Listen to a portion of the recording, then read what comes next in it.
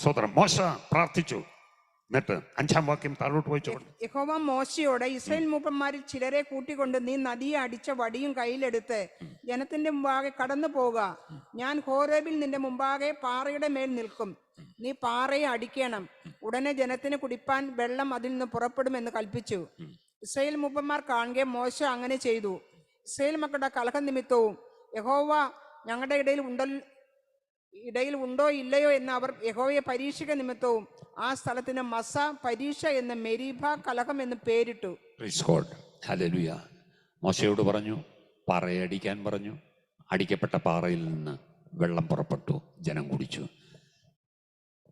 Israel മക്കൾക്ക് മരുഭൂമിയിലെ യാത്രയിൽ ദൈവം കൊടുത്ത കരുതൽ എത്ര വലുതായിരുന്നു. Praise God. പുതിയ നിയമത്തിൽ വരുമ്പോൾ അതാണ് യേശുവിനെ പരിചയപ്പെടുത്തി പറയുന്നത്. 1 കൊരിന്ത്യർ 10-ാമത്തെ എടുക്കണ്ട 4-ാം വാക്യത്തിൽ ആ പാറ ക്രിസ്തുവായിരുന്നു. ആ പാറ ക്രിസ്തുവായിരുന്നു. Praise God. ഇസ്രായേൽ മക്കളെ 40 വർഷം കൺമണി പോലെ സൂക്ഷിച്ചത് ആരായിരുന്നു? യേശുവായിരുന്നു. Praise God. അവൻ നമുക്ക് വേണ്ടി അടിക്കപ്പെട്ട പാറയാണ്. ഹല്ലേലൂയ. അവൻ നമുക്ക് വേണ്ടി തകർക്കപ്പെട്ട പാറ. അതെ, ആ പാറ ക്രിസ്തുവാണ്.